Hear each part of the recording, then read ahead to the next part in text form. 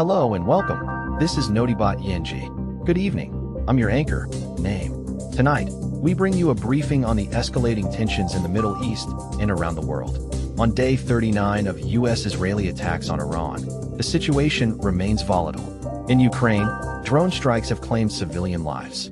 Meanwhile, Pakistan and Egypt are intensifying diplomatic efforts as the United States deadline for Iran draws near.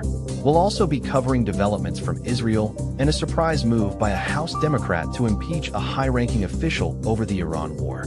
Let's dive in. As tensions escalate in the region, we're now at a critical juncture with Iran under attack by the United States and Israel for nearly 40 days.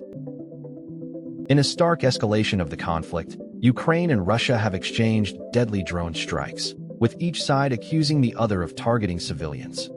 President Donald Trump has renewed his threats against Iran, stating that every bridge in the country will be decimated by midnight on Tuesday if Tehran doesn't agree to his terms. This comes after Iran rejected proposals for a ceasefire to its 5-week-long war with the United States and Israel. Trump's comments were made during a lengthy White House press conference, where he dismissed questions about whether attacks on civilian infrastructure would amount to war crime. As tensions escalate over President Trump's ultimatum to Iran, diplomatic efforts are ramping up between Pakistan and Egypt, key players in the region. Good evening. I'm your name, and this is your news recap.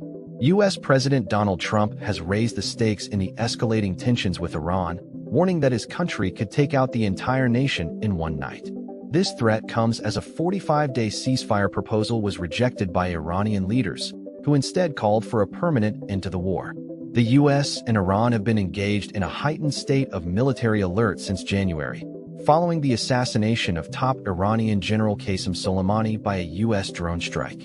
The situation has continued to deteriorate, with both sides exchanging blows and warnings of further action.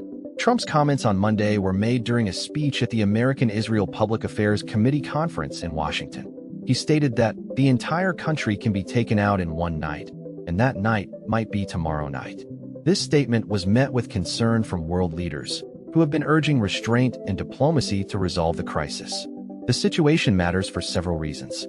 The U.S. has a significant military presence in the Middle East, including troops stationed in Iraq and Afghanistan.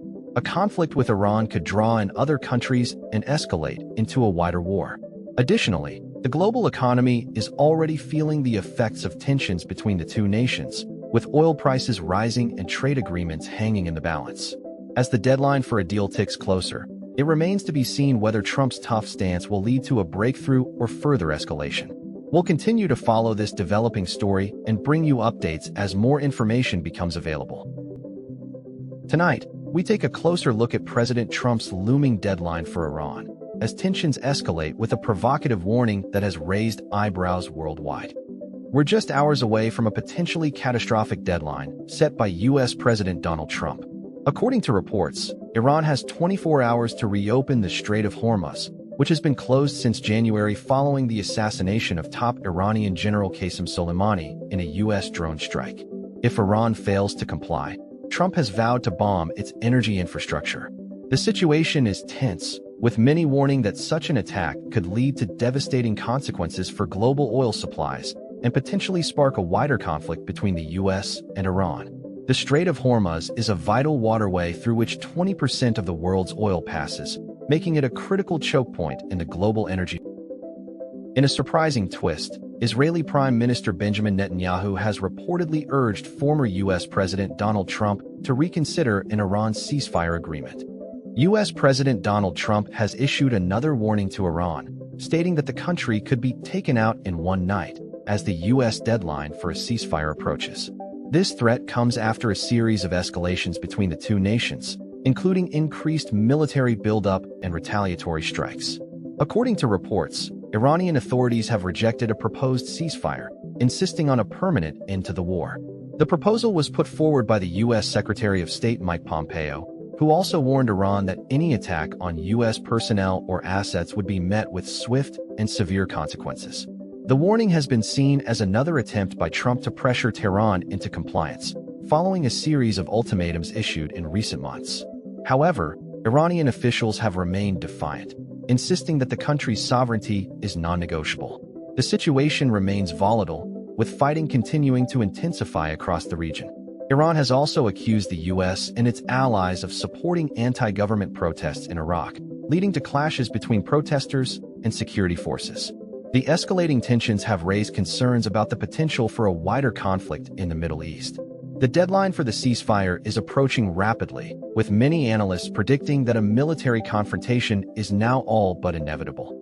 As the situation continues to deteriorate, world leaders are watching with growing concern, aware of the devastating consequences that could unfold if violence erupts.